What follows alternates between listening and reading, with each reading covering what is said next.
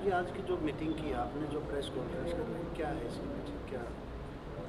देखिए, जिस तरह से भारतीय जनता पार्टी और जेजेपी की सामूहिक सरकार है और उसको लेकर जिस तरीके से महेंद्रगढ़ की अनदेखी हो रही है, और आज इत्तेफाक से बाई चांस डिप्टी सीएम जी का कार्यक्रम बना है जो मूर्ति उद्घाटन का किया जा रहा है अचानक, उससे पहले जिस तरीके से महेंद्रगढ़ क्षेत्र में रोड है, स्वास्थ्य है और कई मामले हैं, इस तरीके गंभीर मामले कहूँगा मैं कि जिसकी 50 जाने जा चुकी हैं, ऐसे विषयों को लेकर हमने कई बार सरकार, प्रशासन और प्रशासन के लोगों को चेताया है, लेकिन अभी तक ना सरकार ने कोई उस पर एक्शन लिया है और ना ही वो चेते हैं। तो आज उसी विषय को लेकर कि डिप्टी सीएम के आने से पहले हम लोग अपनी बात किस तरीके से रखें और किस तरीके से सुनी जाए और वो काम करवाए जाएं, आज हम एक आपत्ति दर्ज कराने आए हैं कि अभी तक मुख्यमंत्री जी कहाँ सोए हुए थे, डिप्टी सीएम कहाँ सोए थे, हमारे क्षेत्र की क्यों इस तरीके से अव्यवस्था उन्होंने बनाई गई है। तो आज जिस तरीके से देवीलाल का उद्घाटन करने आए हैं, तो आज हमने अर्जेंट उनका कार्यक्रम था बना, तो क्षेत्र के मुख्य सामाजिक संगठनों के साथ ये अर्जेंट मीटिंग बुलाकर और आज ये निर्णय ले रहे हैं कि हमारी मांगे, जिस तरीके से रेजेंगला पार्क यहाँ पर पहले अनाउंसमेंट किया गया था और जिस तरीके से 148 भी हाईवे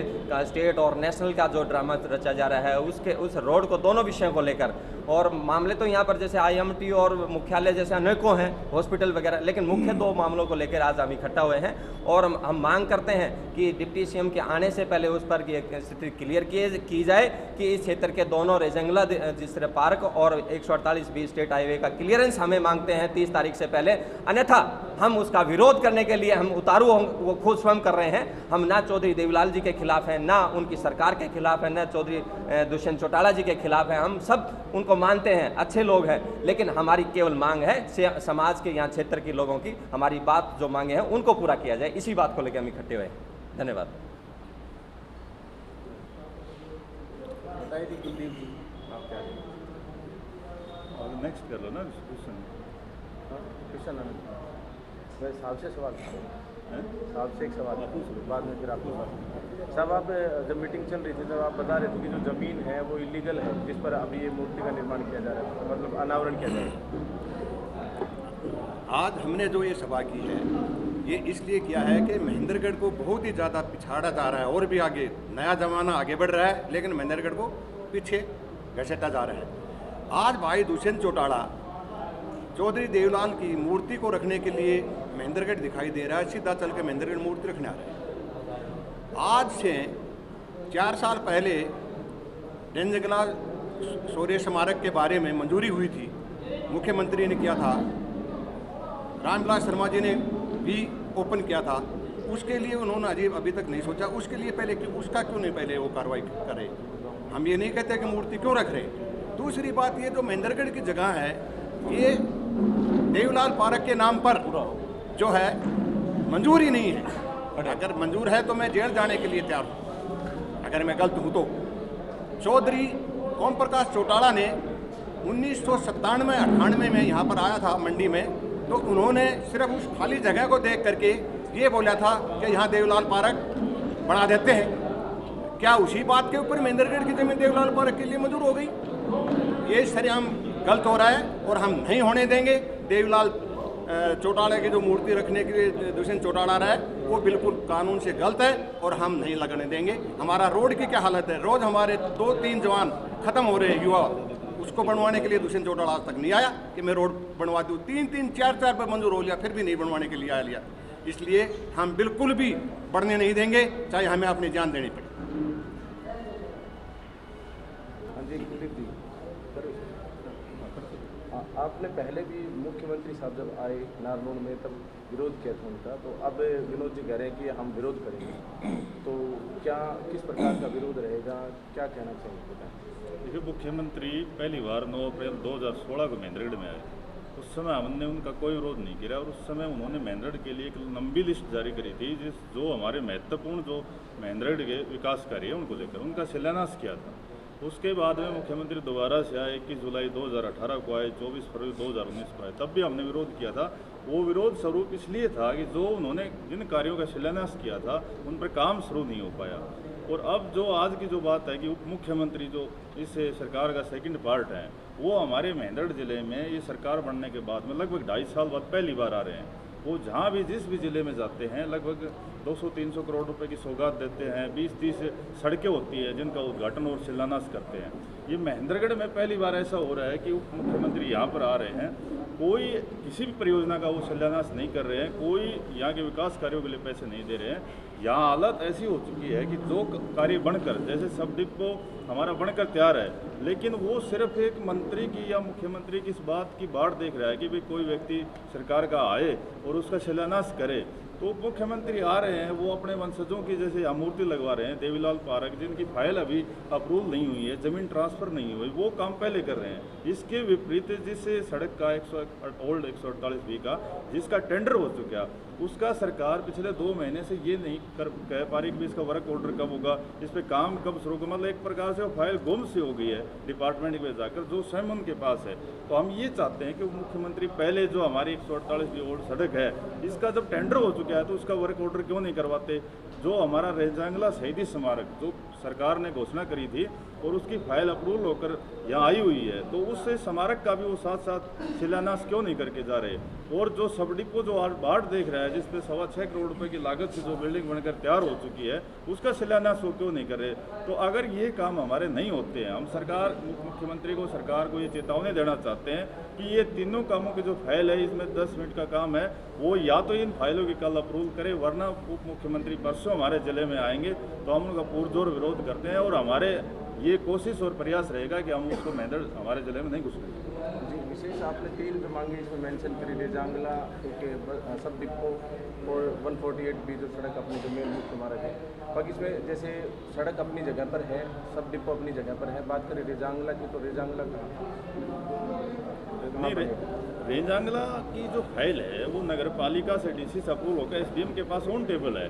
और जिस प्रकार से मैंने आपको बताया कि जिसका अभी ज़मीन ट्रांसफ़र नहीं हुई है, जो देवीलाल पार्क की जिसकी वो ओपनिंग करने का शिलान्यास करने की बातें चल रही हैं, उसका अभी धरातल पर कुछ नहीं है। तो जब उसका शिलान्यास हो सकता है, तो जिस फाइल का सारा कंप्लीट काम हो चुका और जिस रोड का टेंडर हो चुका, जो सब डिपो बन के तैयार हो चुका, तो जब मुख्यमंत्री हमारे क्षेत्र में आ रहे हैं, तो मैं अगर घोषणाओं की बात करें तो बहुत लंबी है, लेकिन उसमें तो वो कह देंगे कि भाई इसका हम पैसा दे देंगे, इसमें अभी टाइम लगेगा। मैं उन कार्यों की बात कर रहा हूँ जो जिनका सब कुछ तैयार है, जिसके टेंडर हो चुके हैं या जो भवन बनकर तैयार हो चुका है या जिसकी फाइल अप्रूवल हो चुकी है, उनकी बात करें। हम ये चाह रहे हैं कि जो 3 काम हैं, इनमें सरकार को कुछ नहीं करना, टेक्निकल अब इसमें कोई इशू नहीं है, सब औपचारिकताएं पूरी हो चुकी हैं। अब सरकार की मंशा अगर पॉजिटिव हो तो ये काम जो है ना, उप मुख्यमंत्री जब आ रहे हैं तो इन तीनों कामों के शिलान्यास साथ हो सकते हैं। तो आप क्या चाहते हैं कि ये जो है काम तीनों के संबंधित उप मुख्यमंत्री जी कल कुछ एक्शन लें? और हम ये चाहते हैं कि इनका सब कुछ काम पूरा है, तो उप मुख्यमंत्री आ रहे हैं तो इनका शिलान्यास ही करके जाएं साथ साथ। अगर वो देवीलाल पार्क का शिलान्यास कर रहे हैं तो इन तीनों कार्यों का आपके सामने सब डिपो बनकर तैयार है, उप मुख्यमंत्री उनका शिलान्यास करके चले जाएं।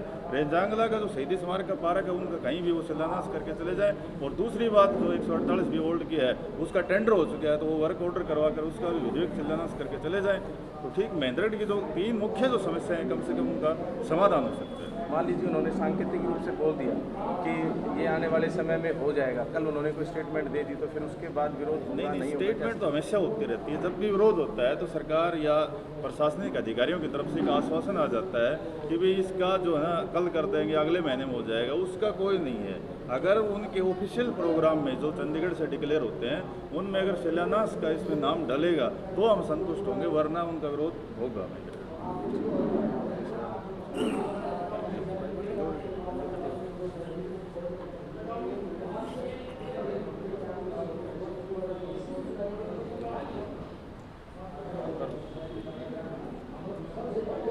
प्रदीप जी, आप भी काफ़ी एक्टिव रहते हैं और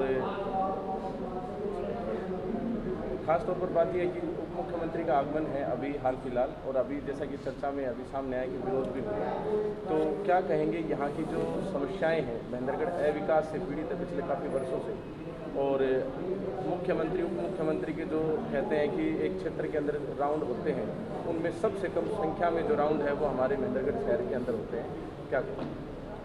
मैं तो ये कहता हूँ कि पिछले जितने भी सरकारों की तरफ ध्यान देंगे जी, सारी सरकारें दक्षिणी हरियाणा के सहयोग से बनी है और ज़्यादातर महेंद्रगढ़ के सहयोग से बनी है। अगर पर्टिकुलर महेंद्रगढ़ विधानसभा को भी मान लिया जाए तो इसके सहयोग से बनी है। चाहे भारतीय जनता पार्टी हो, चाहे कांग्रेस हो, चाहे पुरानी अन्य सरकारें हो, चाहे संगठन की सहयोगी दलों की सरकारें हो, उस समय भी महेंद्रगढ़ के विधायक का सहयोग रहा, चाहे चौधरी बंसीलाल की सरकार हो, चाहे चौधरी प्रकाश चौटाला की सरकार हो, सभी सरकारों में हमारी भागीदारी रही है। और आज परिस्थिति ये है कि पूरे हरियाणा के 90 विधानसभा क्षेत्रों में सबसे बुरा हाल महेंद्रगढ़ विधानसभा क्षेत्र का है। ऐसी कोई तो कमी रही होगी, ऐसी कोई तो बात रही होगी कि हमारी अनदेखी की गई। और मेरे जो समझ में आ रही वो ये है कि हमारे क्षेत्र के लोग शांत प्रवृत्ति के लोग हैं। कोई भी किसी को कार्य भी कहते हैं तो हाथ जोड़ के मांगते हैं, और शायद उन लोगों ने इस शांति के मार्ग को दूसरे वे में मान लिया कि ये बहुत निकृष्ट लोग, और इनकी कोई औकात नहीं, कोई वैल्यू नहीं इनकी, और ये तो यूँ ही हाथ जोड़े खड़े रहेंगे, इनकी मांगने की क्षमता इससे ज़्यादा नहीं है, और उन्होंने कुछ दिया भी नहीं। अब इसी ज़िले में अन्य हलकों में बराबर में जो ज़िले हैं उनमें चाहे दादरी हो, चाहे रेवाड़ी हो, चाहे नारनौल हो, सब जगह सड़कों का और सब चीज़ों का बढ़िया दोनों सरकारों ने मिलकर अच्छा काम किया। तो महेंद्रगढ़ में भी तो कर सकते हैं। हमने भी तो पिछली बार प्रतिनिधित्व दिया था भारतीय जनता पार्टी में, हमने भी तो बहुत बड़े कद के नेता को यहाँ से चुन के भेजा था। तो क्या महेंद्रगढ़ की इतनी उपेक्षा करना सही रहेगा?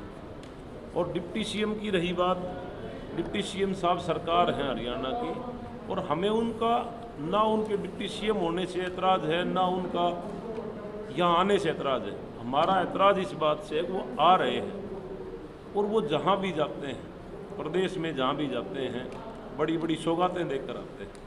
100-100, 200, 500 करोड़ रुपए के प्रोग्राम में दे के आते हैं। 10, 20, 15 सड़कों से कम वो किसी ज़िले में जाते उद्घाटन नहीं करते। तो आज महेंद्रगढ़ में आ रहे हैं, तो हम तो एक बहुत पुरानी बड़ी परेशानी की और 8 स्टेटों को जोड़ने वाली एक सड़क है, जो नारनौल से लेके और ये मान लो कि दादरी महेंद्रगढ़ बॉर्डर तक।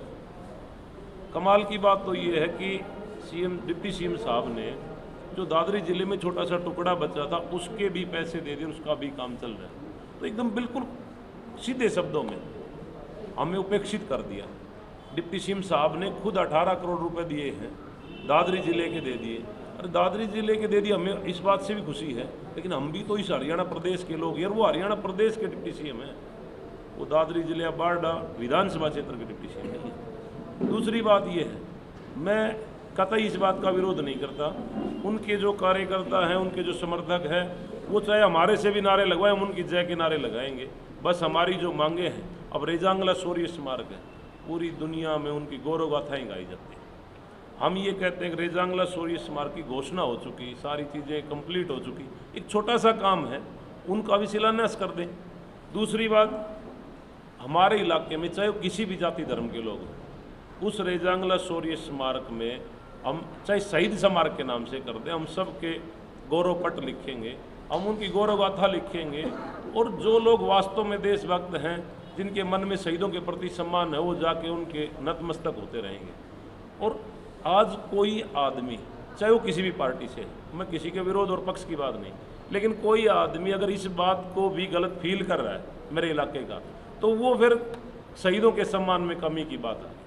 फिर उसको किसी चीज़ से मतलब नहीं, उसको व्यक्ति पूजा से मतलब है, और उसको ना शहीदों से मतलब है, ना इलाके से मतलब है। और मेरा निवेदन, मेरे जितने भी साथी जजपा के जो भी पदाधिकारी, उनसे हाथ जोड़ के निवेदन है, वो भी ये मांग, क्योंकि उनसे संपर्क है डिप्टी सीएम साहब की, वो ये मांग रखें अपने इलाके का भला हो, और अगर उनके माध्यम से भी इलाके का भला होता है तो उनकी भी हम जय जयकारी करेंगे, उनका विरोध नहीं करेंगे।